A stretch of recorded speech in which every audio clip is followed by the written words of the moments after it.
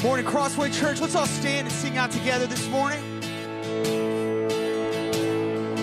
I searched the world,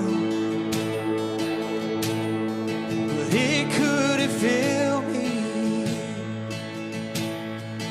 Man's empty praise and treasures that fade are never enough. Then you came along and put me back together. And every desire is now satisfied here in your love. Oh, there's nothing better than you. There's nothing better than you. There's nothing, nothing is better than you.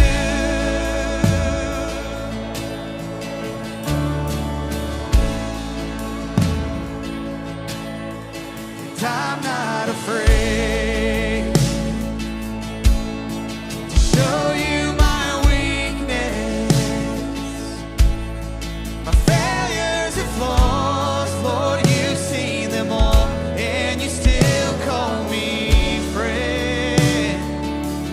'Cause the God of the mountain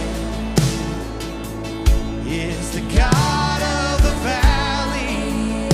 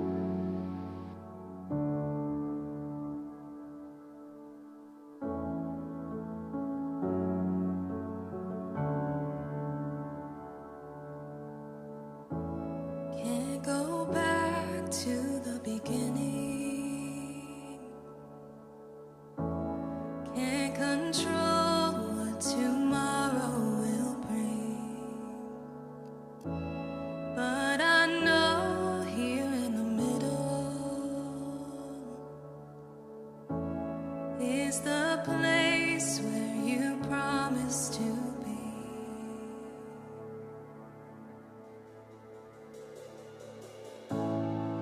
I'm not enough unless you come. Will you meet me here again? 'Cause all I want is all you are. Will you meet me here again?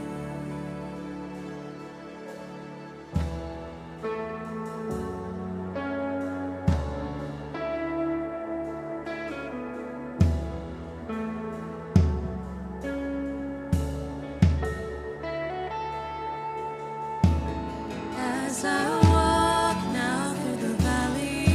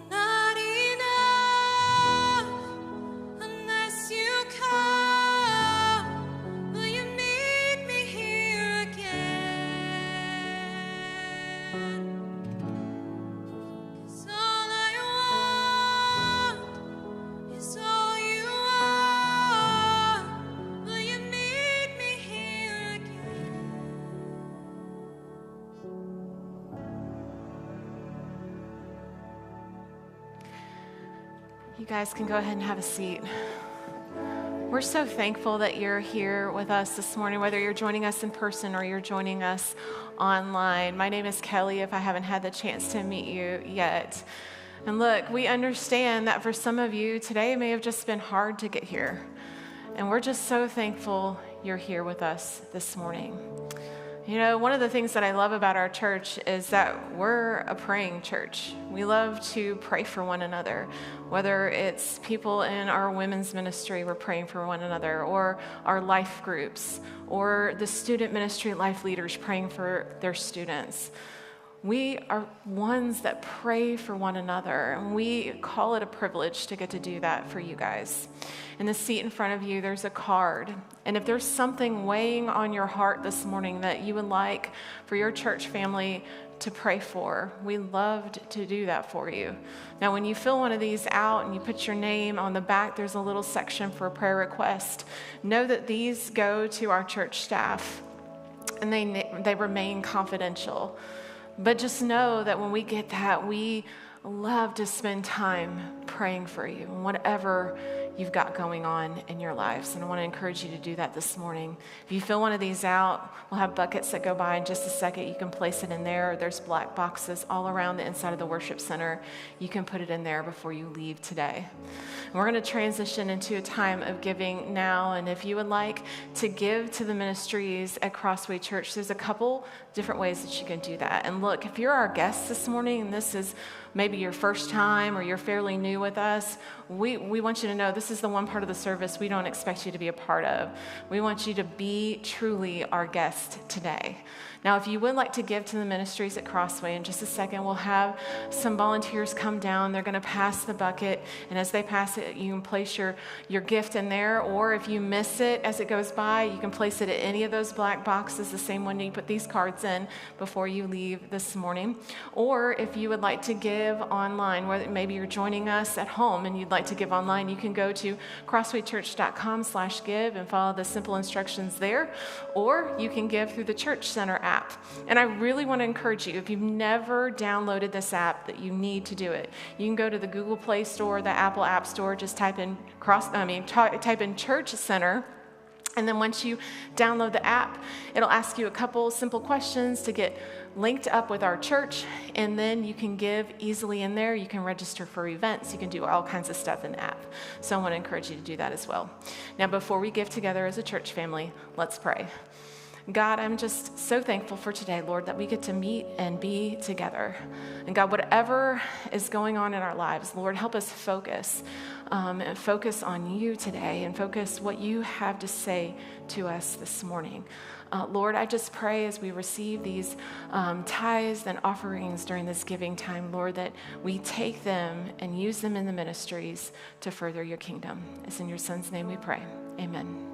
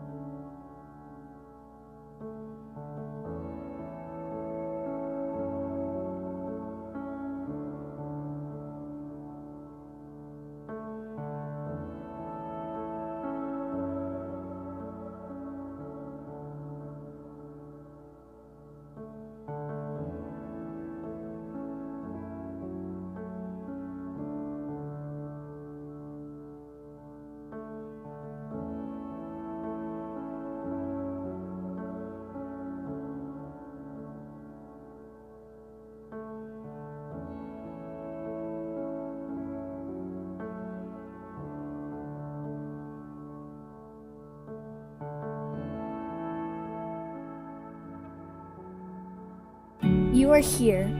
You are a friend.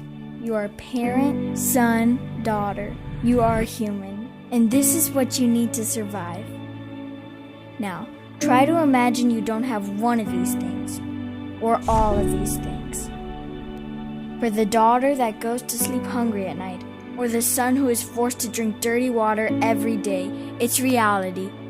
A reality where poor nutrition causes nearly half the deaths in children under 5. But here's the thing, it doesn't have to be this way. You live in a time where it's easier than ever to help break the cycle of poverty that's holding children captive every day all over the world. We're Manna Worldwide, and by partnering with us, you can be the change in a child's life, and here's how it works. We work together to bring relief for the most urgent needs such as nutrition and medical care. Then we aim to make a long-term impact and empower these communities by providing education and starting churches. Your support tells these children that they don't have to live in fear of being without.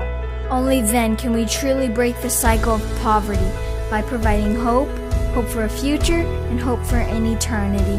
So we invite you to join us in what we've been doing since 2001 and ask you to give to a cause greater than ourselves. And give confidently, knowing that on average 90 cents of every dollar goes straight to the field. And don't just give, go! We lead over 100 trips every year to your projects so you can build a relationship with the children you support. Anyone can change the life of a child, so what are you waiting for? Change one life, change a family, change a community, city, country, change the world! It all begins with one. It all begins with you. Manna Worldwide, rescuing children from the grip of poverty.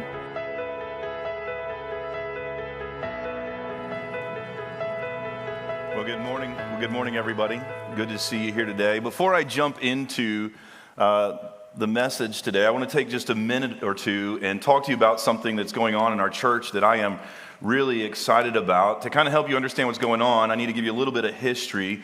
About 4 years ago, the leadership in our church was talking about the need for our church to get involved in worldwide missions. And by involved, we meant more than just doing what we're doing now, where we give money to causes like that around the world. We talked about the need to, once again, as a church family, get involved in actually going and doing missions trips and actively doing mission work around the world. And so we started thinking about it, wrestling with it, having conversations, and we decided at that time to partner with an organization called Manna Worldwide, the organization that did that video. They have a really unique and effective strategy for mission work around the world, so we decided to lock arms with them. And we were excited because about 3 years ago, or so, somewhere in that ballpark, we had lined up our first missions trip that our church was going to take in a very, very, very long time. And then COVID happened, and it derailed all of that. It made international travel impossible, and so we had to take all those plans and all the excitement around it. We had to kind of put it on the back burner for a while. But now we're on the other side of COVID, and next month there is a group that is going to go from our church on the first missions trip that is officially sponsored from our church in perhaps 5 or 10 years. I'm not really sure how long it's been, but it's been a really, really, really long time. And Kelly is actually leading the group of people to go do this, so I invited her to come up on the stage with me. And Kelly, would you take just a few minutes and talk about where you're going, what you guys are going to do, and all that kind of fun stuff? Sure, absolutely. So at the end of June next month, we are traveling with Manna to Orizaba, Mexico, and Tequila, Mexico.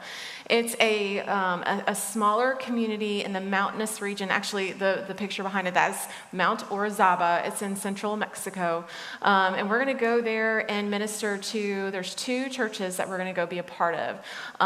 At one of the churches, I think maybe both churches, we're going to hold a women's conference for the women of the church. And we're expecting around 120 women to attend. And they're sort of in this place very similar to what we are in America, where they're a little hesitant about getting back out there and doing the things that they did before. And so our hopes with this conference is to sort of instill courage in them and sort of get them excited about getting back out into their communities and inviting people to church.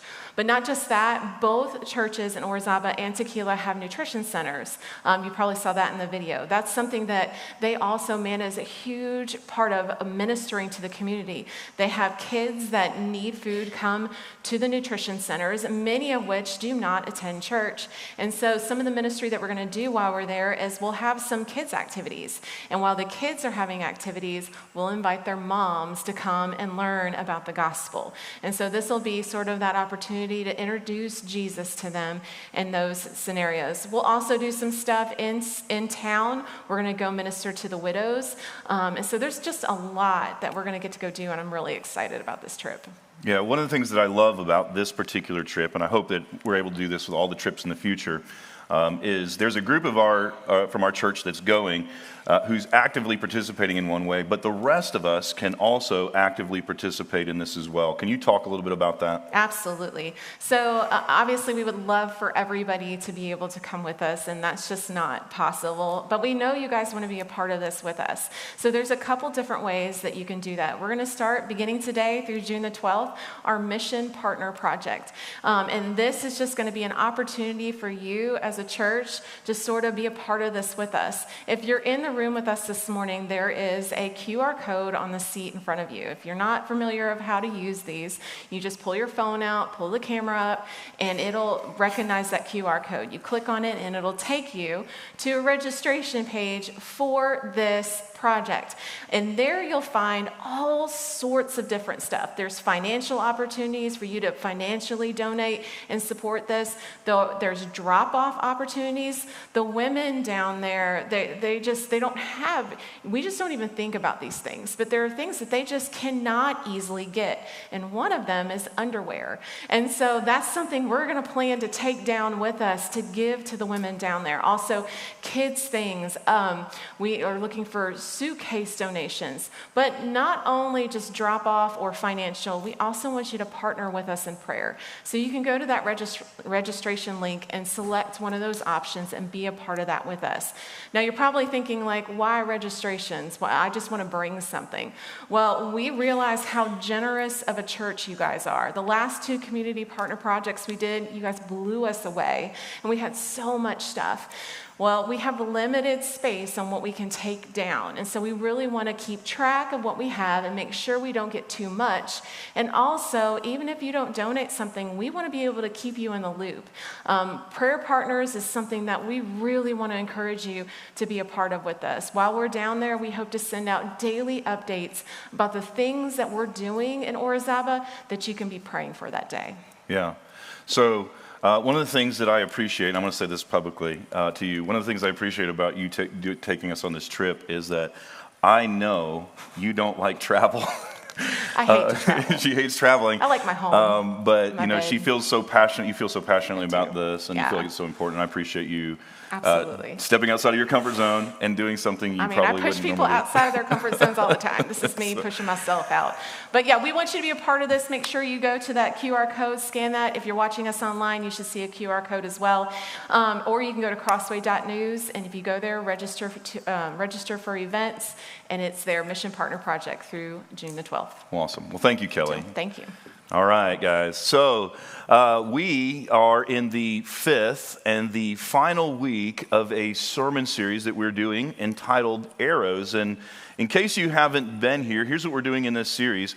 We are talking about how we can hit the mark when it comes to the most important relationships in our lives. I have this sneaking suspicion that most of us live with this nagging feeling inside of us when we start thinking about the most important relationships in our life. When we start thinking about our spouse or our children or our parents or our siblings or our co-workers or our friends or our boss or employees, all of us, I think, have this sort of low level, at least nagging feeling that when it comes to those relationships, that we can and should be doing better. And so we're just talking about how we can more frequently hit the mark in the relationships that matter the most to us. And so far in this sermon series, we have covered a ton of stuff that if you want to go back and catch it, you can go back and catch it online. And today what I would like to do is I would like to finish out our series by talking about 3 principles that are true of every relationship that you have. And these principles are particularly true of parenting. Now, before I get too far into this, I do want to kind of say this. Some or most of the content that I'm going to talk about today actually came from a sermon that another pastor preached. So without taking too much of his stuff, I just thought, man, what we're going to talk about today and what he talked about was a perfect way to end our series. So I'm borrowing some of what we're talking about today. I just need you to know that. That's so I can reconcile my internal issues. But we're going to talk about 3 relationship principles of parenting this morning. And you know, parenting philosophies of parenting kind of changes over time, doesn't it? My wife and I, when our daughter Hannah was born, we had this philosophy or way of thinking regarding food. If she was eating something in a high chair and the food fell on the ground, that food was now off limits. Like, she was not allowed to eat it. We would quickly scoop it up or clean it up or do whatever it is, and we would throw it away because we didn't want her in any way to get a hold of that food and to eat it. And that's just the way we were with our oldest daughter, Hannah. But then Ellie rolled around, and we sort of, I'm sorry, sweetheart, we sort of loosened the rules some, you know? So when Ellie rolled around, we changed our thinking on it a little bit. If Ellie was sitting in the high chair and she was eating something that was dry, like a cracker or some cereal, and it fell on the ground, if the ground was relatively clean, what we would do is we would pick it up and we would blow on it. Like somehow that did something. And then sometimes we went to the next level just to make ourselves feel a little bit better. We would brush it off. And we would stick it back up there for her to eat. And that's what we did with Ellie. But then Jacob and Brooklyn rolled around, and we changed our philosophy again. We relaxed it a little bit more. When Jacob and Brooklyn rolled around, if they were eating some dry food, like a cracker or something like that, and it fell on the ground, it no longer mattered whether the floor was clean or dirty. In fact, what we did was we just didn't even pick it up. We left it there for them for later, and we called it floor snacks. I wish I were lying, but this is what we did. And we have some friends that to this day give us the worst time about that. But our parenting philosophies change. But the things that we're going to talk about today, the principles, they really are unchanging principles of parenting. And so as we look at these principles together this morning, what I'd like to do is I'd like to take a look at a story in the Bible where Jesus models these principles for us perfectly. So if you have a Bible or a Bible app on your mobile device, would you turn with me to Mark chapter 10? If you don't have either of those things, it doesn't matter. We're going to put it on the screens for you so that you can follow along with us this morning. So the story begins this way. People were bringing little children to Jesus for him to place his hands on them, but the disciples rebuked them. When Jesus saw this, he was indignant. He said to them, "Let the little children come to me, and do not hinder them, for the kingdom of God belongs to such as these." And then Jesus goes on to say something that I think is rather interesting, and it's probably something that most of us should spend a little time wrestling to the ground. But Jesus goes on to say this, "Truly I tell you," or this is Jesus' way of saying, what I'm about to tell you is the absolute 100% truth. Truly I tell you, anyone who will not receive the kingdom of God like a little child will never enter it. And then the story finishes this way. And he took the children in his arms, placed his hands on them, and he blessed them. So the first principle from the story, the first unchanging principle regarding parenting that I want you to notice from the story is simply this: appropriate, loving touch. In verse 13, the story begins this way. People were bringing little children to Jesus for him to place his hands on them. So Jesus was in this village somewhere, and people, what they were doing from all over the place, were literally stopping what they were doing. If they were at work, they were going, "All right, boss, I got to take off. I got to do this thing. Jesus is in town." And they were going, and they were getting their kids and stopping their kids in the middle of everything that was going on, whatever they were doing, and they took these kids to Jesus. And what's interesting to me is that they didn't take these kids to Jesus so that they could hear, their kids could finally hear Jesus teach or preach. They didn't bring their kids to Jesus so their kids could finally watch Jesus perform a miracle like the ones they had been hearing about. They didn't bring their kids to Jesus so that Jesus could heal them. They didn't bring their kids to Jesus so that their kids could put a name and a face together because they'd been talking so much about him. The reason why they brought their kids to Jesus, the reason why they stopped everything they were doing and made their way to Jesus was so that Jesus could touch their kids. Which seems kind of strange, doesn't it? Like we would never do this in our world. But people all over Jesus' world were doing this. They were bringing their kids to Jesus. And I think the reason why they were doing it is because they believed in the power of appropriate loving touch. They believed that when Jesus did that, somehow it was significant.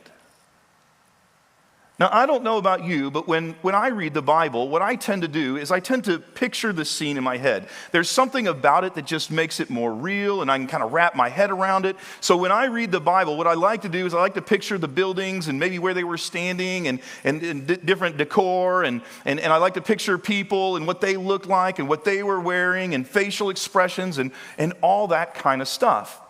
And there are some people, when they read about what's happening here, they have a picture in their head, too, about what's happening. Some people, when they imagine this scene, what they picture is something like what you and I would see on one of those preacher channels with one of those preachers that's doing like a healing service. Like he's standing up at the front, and there's this long line of people standing kind of almost seemingly to like going into nowhere, just keeps going. And then the person at the front is standing there, and the preacher sticks his hand on their forehead, mumbles some words or prays something, and then kind of pushes them and says, "Be healed." The person falls down, and all of a sudden they're healed. And that's what some people picture when they picture this scene. But what was actually happening here was very, very, very different.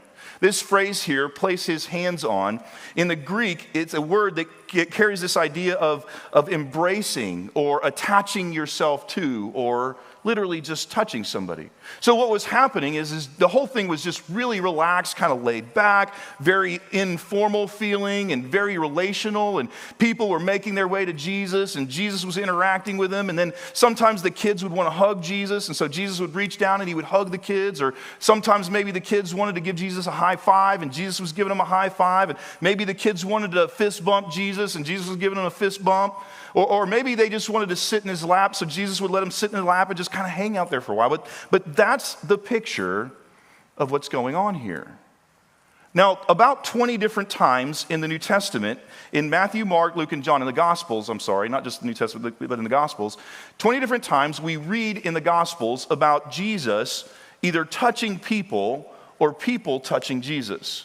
One of my favorite stories is actually found in Luke chapter 5. In Luke chapter 5, Jesus is in a city in Galilee doing his thing when he's approached by a leper.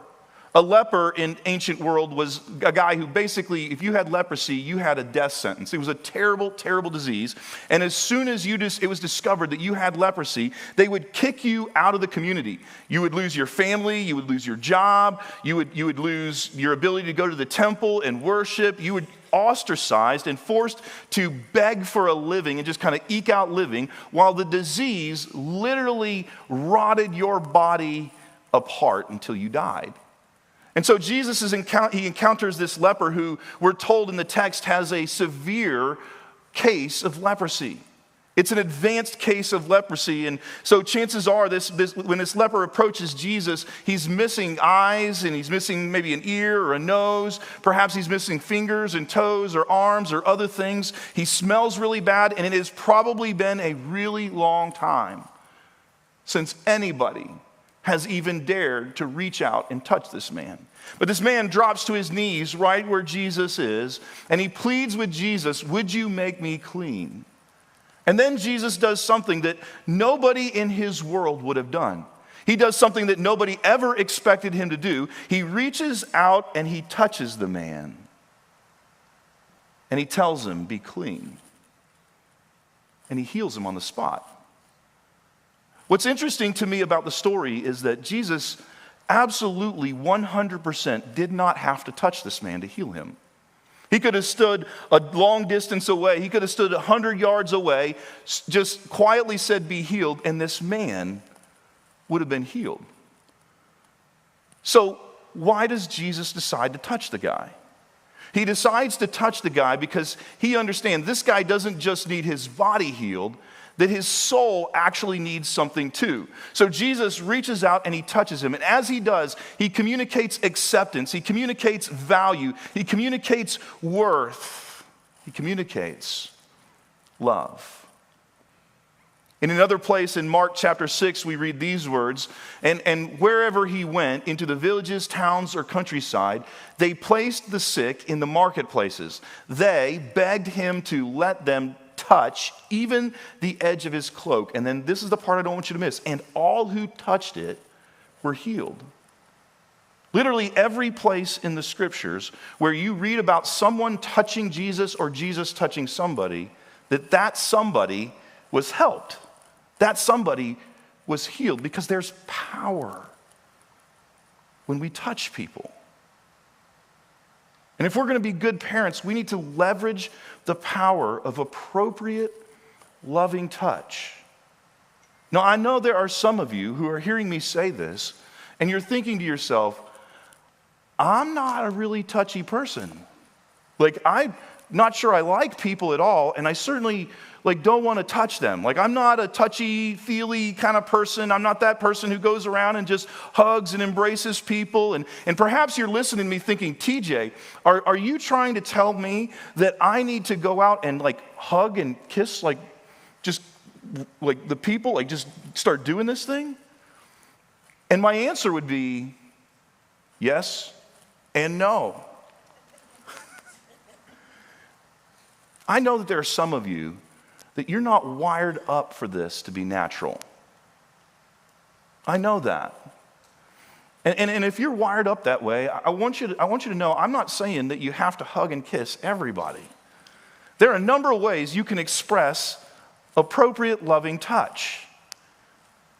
You can shake somebody's hand, you can high five them, you can fist bump, you can pat them on the back, you can hug, you can kiss.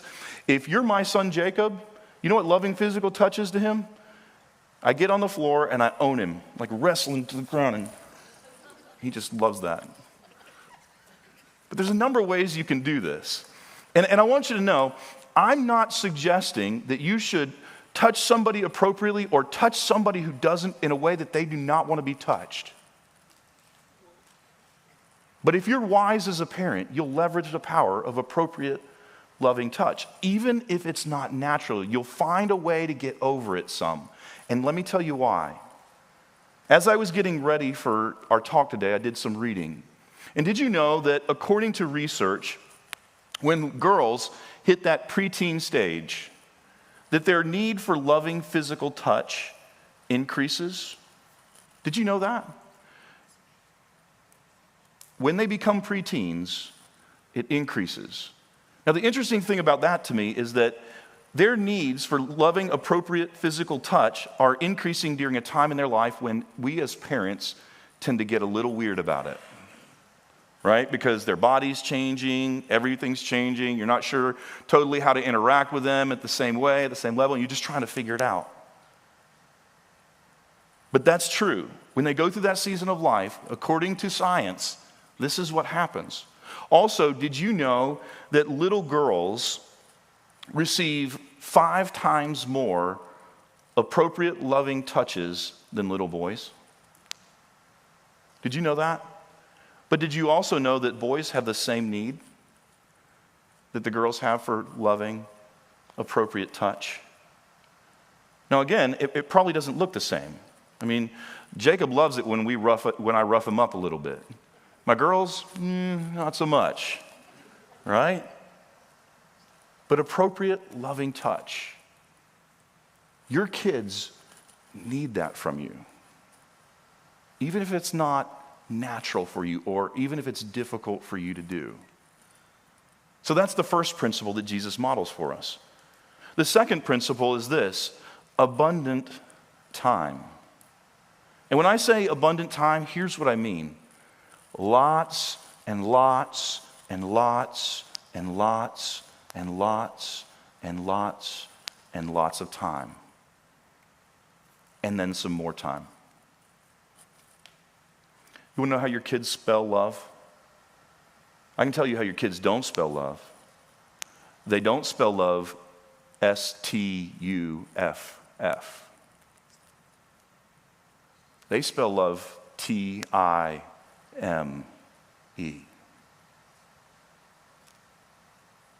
Back to our story with Jesus. So everybody's bringing their kids, and Jesus is interacting with them, holding them, high-fiving them, hugging them, that kind of stuff. The disciples see the whole thing going on, and they decide to do this, that the disciples rebuke them. So people are coming, and the disciples decide, this is bad, this isn't good, this shouldn't be happening. And so they step in front of people, and they say, listen, I don't know who you think you are, and I don't know what you think you're doing, but Jesus does not have time for you. He is a busy man. He's got important things to do. He's got a lot on his plate. He's got dead people he needs to raise from the dead. He's got large groups of people he's got to feed. He's got sick people he needs to make well. He's got sermons to write. He's got sermons to deliver. He is an extraordinarily busy man who has important things to do. He doesn't have time for you right now. And by the way, who do you think you are to just presume that you can just access Jesus and spend time with Jesus anytime you want? Man, look, you need to call us several weeks in advance and make an appointment, and we'll see if we can work you in. But this just approaching Jesus, spend time for him stuff, that won't fly. They just start rebuking people. Well, Jesus sees all of this, and here's what he does. When Jesus saw this, he was indignant. And that is a gentle translation of the Greek word. The Greek word is actually much stronger than this. Jesus was ticked off. He was livid. He was irate. His blood pressure was through the roof. He was about to blow a gasket mad. What was happening here was considered by Jesus to be completely unacceptable. So he turns to the disciples and he said to them, "Let the children come to me and do not hinder them." Which is Jesus' way of saying, guys, I have a lot of important things to be doing, but there's nothing more important to me than these kids. You let them come, and you let them spend time with me if they want to. Don't stop them. And I kind of imagine that maybe Jesus even took it a little bit farther, but maybe it wasn't recorded. I imagine Jesus even said, in fact, what I want you to do is I want you to help them. Bring them to me, so I can spend time with them.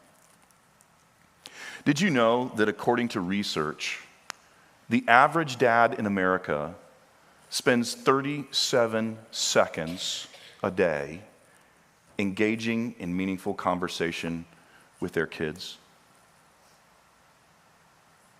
Let me say that again because I think it's really important that that sinks in. The average dad in America spends 37 seconds engaging in meaningful conversations with their kids. 37 seconds. Can we all agree that that's not enough? Can we agree on that? 37 seconds is not enough time with your children every day. And I know what some of you are thinking because I've thought the same thoughts when I've realized that I need to be spending more time with my kids than I actually am. Here's what we tend to do. We tend to make excuses for it. Well, you know, I'm busy at work. It's a busy season at work, and I've got all these things going on. And man, when I get on the other side of this, when I get on the other side of it, then I'll give my kids more time. Then I'll devote the time for my children that I need. We tend to think, man, you know, this job requires so much of me. And then when I get home, I've got all these other things that I've got to do. I've got this other checklist to keep everything operating at home the way that they're supposed to and all that kind of stuff. And man, when I get home after 40, 50, 60 hours a week at work, man, I am exhausted. Like I am worn to the bone. I am bone weary, and man, I want to engage. I know I should spend more time with my kids, but I can't find the energy. And what we do is we make excuses, don't we? We say, well, yeah. Which is why I think it's so important that we just need to decide, no matter what, that we're going to spend the time with our kids that we should. Because, by the way, you always have time for the things that are important to you. This is the way that people work. People always have time for the things that are really important to them. Now, if you don't have time for your kids, or the time you need, maybe you should start asking yourself some questions about what really is most important to you. And I'm not trying to be mean, guys. I'm just saying, we always have time for the things that are important to us. My wife, Stacy, is one of the most busy people. She's one of the busiest people that I know. She has a job that is a full-time job where the job requires sometimes 40, 50, 60 hours a week from her. And on top of that, she manages our home life too. And she does an incredible job at it. This past week, she was in Alaska for a work-related thing, suffering. And I was left by myself. My friends, I was hanging by a thread. Like, I had to talk myself off the ledge, like almost on the hourly. It was bad. Like, I'm not made for that. But she does that. She does the job thing, and then she manages our home, and she does a great job at it. And on top of that, she's able to find time to spend with our kids. And so she's a ninja at this. So what I thought is rather than you guys sitting listening to me, I thought you might want to actually hear from an expert. So would you guys invite my wife Stacy to the stage with me?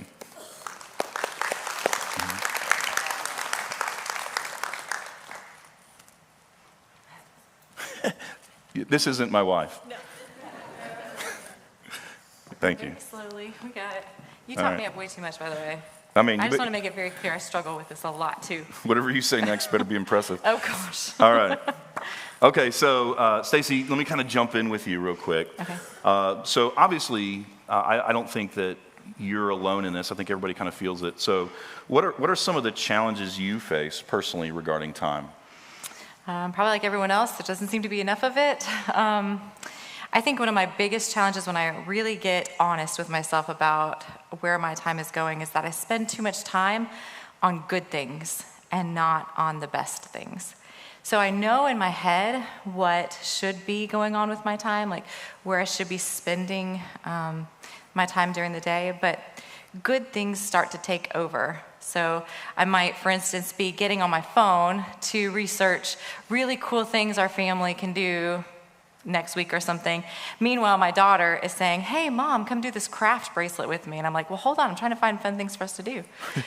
So my good gets substituted for my great. And I think that's my biggest time problem. Yeah, and I think that's a challenge that we all kind of face regarding our time is that rarely do we choose between something that's terrible and then something that's great. Mm-hmm. It's normally a smaller degree of difference where, okay, this thing's good and I'm giving time to it, but as I give time to it, I'm not able to do the things that are truly great.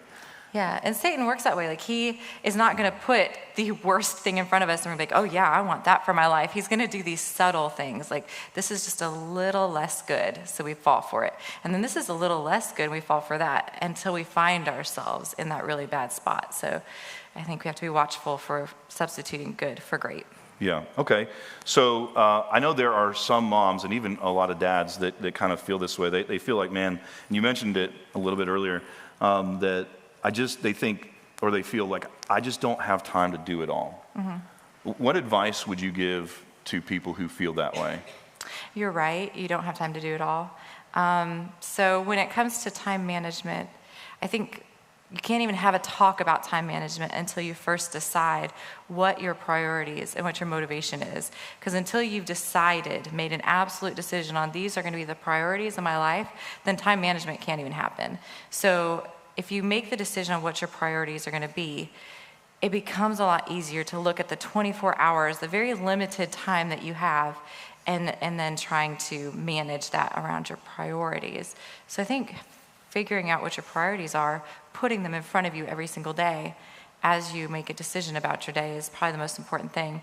Your staff did this exercise one time that I absolutely loved, and kind of took it on myself just to try it out. And it was, you asked your staff to every 30 minutes write down what they did during that 30 minutes, just so they could see how they were spending their time in a day. And they did that for a week. And you came home and you told me about it, and you told me about how it just revolutionized, the way you looked at your days. And so I decided to just kind of try it on my own to see, how am I spending my days? Because I felt like I was doing pretty good at that point, but it was really eye-opening to see how much time I actually didn't spend well. Even before I wrote it down, sometimes I thought, I don't think I'm going to pick up my phone because I don't want to have to write down. I picked up my phone and spent an hour on it, so it was very eye-opening to really do that. So maybe even I would encourage, try something like that and just kind of see where your time really is going. Yeah, when we did that as a staff team, it had the same effect on us. Like we looked back and went, wow, like I really could use this time better. There's some time that I'm not being as productive, or I'm doing the wrong thing or whatever. But the other thing it did, which was interesting, is when you realize you have to start writing things down, and you're going to have to write something down that you did with that time, you start to go, I don't think I want to write that down. I'm going to go do something else so I can write that other thing down. Right. Let me ask you another question. So when you do get specific time with our kids, how do you spend it? What do you do with them? Well, I think the most important thing we could do with our kids when we have that time set aside is to do the things that they love to do. Every kid has a different personality. They all have their different interests, and the best way probably to spend time with them is to do the things that they love to do. So I'm not a super huge fan of Roblox and Minecraft, but I'll do it, and so even though it's might be something you love, if your kid loves it, just suck it up and do it, just find ways to enjoy and spend time with them doing the things that they enjoy. And then the other thing I think is, just start conversations, start like open-ended questions that start a dialogue of some sort. Maybe even encourage a challenge or something for them to be thinking about and processing.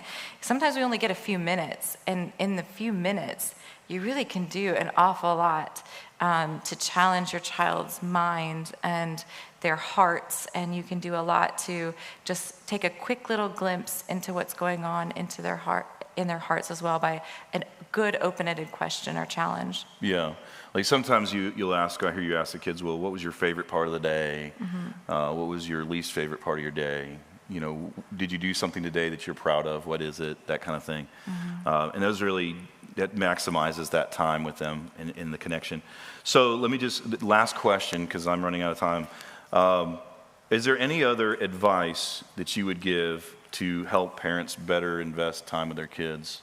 Just general, kind of broad, open question. Okay. I think this kind of goes for probably everybody. But James chapter 1, verse 5 talks about how God gives us wisdom when we ask for it. And actually, he doesn't just give it to us, like he happily and joyfully gives us wisdom when we ask for it. He wants to give us wisdom. And I think one of the biggest things we're lacking in our time management is wisdom. So asking God, before you plan out your day, God, give me wisdom while I'm planning this out, that I make sure I keep the greatest things great in my day, and I don't let the good get substituted for it. So I think asking God for wisdom is probably one of the best things we can do. Yeah, I agree. I think if I were answering this question, what I would encourage people to do is start paying attention to how much time they spend on their phones. Did you know that the average American spends 5 to 6 hours a day on their phone? 5 to 6 hours. Yeah. Which means in order for us to get that average, some people have to be doing 8, 10 or more hours a day on their phone. And I think that it's quite possible that if many of us just reduced by half, we spent half the time on our phone that we normally do, we would probably find the time we need. Yeah, and maybe even take a look at how much time you're spending, and they have a screen time report. Drop 10 minutes off. Challenge yourself to drop 10 minutes off and determine to spend that 10 minutes with your kids, because quite honestly, 10 minutes sure looks a lot better than 37 seconds. Yeah. I remember when we were talking about this yesterday, one of the things that you mentioned is that you would encourage people to take a small step in the right direction. Because sometimes when we realize we're not spending the time with our kids, we realize that we need to. We realize, man, that's a huge gap between where we are and where we need to be. So just take a small step and learn a new habit. So I think that's great advice. I appreciate it. Is she not awesome? Thank you, baby. Yeah. Yeah. When Billy Graham was asked one day by a reporter if he could go back and do his life differently, what would he do? His answer was rather interesting. He didn't look at the reporter and tell the reporter, hey, if I could go back and do it again, you know what I'd do? I'd hold 10 more crusades. He didn't look at the reporter and tell the reporter, if I could go back and do it again, there were a couple books that I wanted to write that I just never got around to. I wish I'd go back and just write those books. He also didn't look at the reporter and say, hey, if I could do it again, I think what I would do is build another evangelism center. He looked at the reporter and he said, man, if I could go back and live my life again and do something different, I'd go back and spend more time with my kids. Abundant time. So the first principle is loving, appropriate touch. The second principle is abundant time. The third principle that Jesus models for us is encouraging talk. Towards the end of the story, these people are coming up, their kids are coming, and Jesus is interacting with them, and the disciples rebuke them. Jesus rebukes the disciples, and at the end of the story, here's what we read. And he took the children in his arms, he placed his hands on them, and the part I don't want you to miss is that he blessed them. You know, sometimes when I read the Bible, I wish I had more details, don't you? This is one of those spots for me that I wish I had more information. Like I wish that the author here would have given us exactly what Jesus said. Like what specifically was Jesus saying to these kids? But we don't know. What we do know is that Jesus blessed them, and whatever he said was encouraging. I can guarantee you it didn't go like this. Hey, you know what? You're out of line. You need to start acting right. Hey, you, get your act together. Quit fooling around. He didn't look at the kid and go, I wish you were more like your sister. None of that happened. He was blessing them. He was encouraging in what he was saying to them. I think one of the most important things we may do for our kids as parents is speak words that bring life rather than death. We really have to watch the way that we talk to our kids. And this is one of those areas where, as I was getting ready for today, I thought, man, I really need to grow here. Because I started thinking about my family. And I've noticed that I'm really good at catching people doing something wrong. And I'm not always great about catching people doing something right. So, you know, if I were practicing this principle in my home, Here's what this would look like. There would be conversations that happened on the regular basis where I would look at my 17-year-old daughter and I would tell her, you're beautiful. When I look at you, you're like a mini version of your mom. I'm so proud of you. I've watched you grow up and become the woman you're becoming, and I like who you become. And I'm proud of you. I'm proud of how hard you work and how passionately you love. You bring so much joy to my life. I watched you last year decide randomly, seemingly almost out of the blue, that you wanted to go out for the powerlifting team at school. And I thought, what? Powerlifting? And you went out and made it. And then I watched you for a year kick your own tail in the gym to improve. And by the time the season was over, you now have a record for the weight class in deadlifting at your school. I cannot believe it. You're amazing. And then I would look at my daughter Ellie and I would say, man, you are beautiful too. I love how God has made you so unique. I love that you kind of have your own drum and you march to the beat of your own drum and you're comfortable with who you are in your own skin. I think that's what makes you special. I love how you have this thing about you where you can almost sense what people are feeling and thinking, and you have this way of meeting them where they're at. I think that's unique, and I don't think that people get that very often. And I love watching it happen for you. I'm so proud of you. And I would look at my daughter Brooklyn and go, man, you're beautiful too. How did I get so many beautiful girls in my family? You're amazing. You bring so much joy to my life too, and you're special. And one of the things I love about you, Brooklyn, is you have this way of you have this adventurous spirit. Like you're always up for an adventure, and you're just so much fun to be around. It makes you so easy to be with. Then I would look at my son Jacob and go, man, Jacob, you're a handsome boy in spite of your daddy. I think you got that from your mom somehow. But man, look, Jacob, I want you to know that I am proud of you, son. I could not ask for a better son. When I imagine what my son would be like, you exceeded all. And I love you. And I love that thing about you inside of you where you have this sense of justice. Like you believe that there's right in this world and there's wrong in this world. And I think that's a great characteristic. And I love that thing about you that it has just bent on doing right, even if it costs you. Most people have a hard time identifying right and wrong. And even when they know what's right, they won't do it if it costs them. But son, that's not you. And I love that about you. I notice you're good with math and numbers too, son. I just think that's really cool. Those are the types of conversations, my friends, that should be happening in our homes with our children. We need to be using encouraging talk. We need to be about the business of catching them doing something right rather than constantly finding something they're doing wrong. Jesus modeled this for us, but so did our Heavenly Father. There's only one place that I know of in the Gospels where we read about God the Father audibly speaking to his son Jesus. I'm sure it happened more than this one time, but this is the only time it's recorded. It was when Jesus was baptized, and after Jesus was baptized, God the Father spoke audibly to God the Son Jesus, and here's what he told him. This, right there in front of everybody, this is my Son whom I love. With him I am well pleased. Right there in front of everybody, he says, this is my son. I'm so stinking proud of him. Look at him go. He is doing the deal. He's doing it right. I'm telling you, my friends, this is powerful stuff. So those are the three principles. Time, touch, and talk. And if we're wise parents, if we're wise husbands, wives, friends, bosses, coworker, employee, whatever we are, we'll take those principles and we'll put them in play. And I think if you'll do that, I think it can be a game changer in whatever relationship you have. But let me speak to a moment to parents. Parents, I want to take a moment and just remind you that we have one shot at this. We have one shot.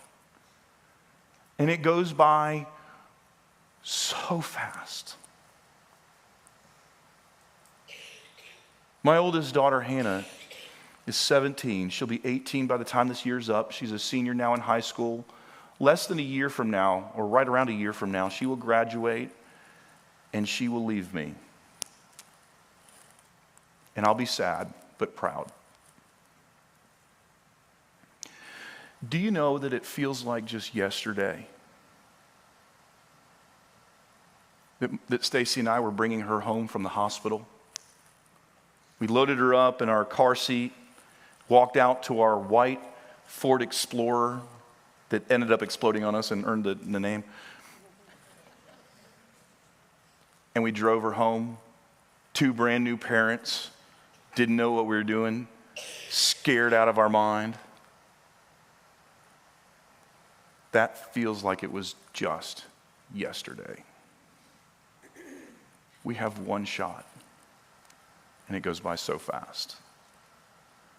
So take these principles, my friends, and leverage them to the best of your ability. Love your children well. Would you pray with me? Father, thank you so much for Jesus' example and how he modeled these principles for us. Thank you for the opportunity to gather together on a Sunday morning, worship you, think about these things, wrestle about these things together, and do better. Father, I pray that if we are falling short in any one of those areas when it comes to time, talk, or touch, God, I pray that you would show us. God, if we can do better on the time front, I pray that you'd show us. If we can do better on the loving, appropriate touch front, I pray that you'd show us. God, if we could do better on the encouraging talk front, I pray that you'd show us. And then, God, we're going to do what Stacy suggested. I just plead for wisdom. I pray that you'd give us wisdom, that you'd help us to know how we can grow and what we can do so that we can love our kids in the best way imaginable, and so that we can bring honor and glory to you. And we pray these things in Jesus' name. Amen. Hey, thanks so much again for joining us today. Before you head out, don't forget to scan that QR code so you can partner with us in this Mission Partner Project, or go to crossway.news anytime this week. Click on Register for events, and it's there. Also, just really quick, next week we're starting a brand new message series called Forgotten Virtues. We're really excited about that. TJ is going to start that series off for us, and you're not going to want to miss being a part of it. Look, if you have a spiritual question, or if there's something you'd like to speak with TJ about, he's going to be located right back there in that back corner as you head out today. We love you guys and hope you have a wonderful week.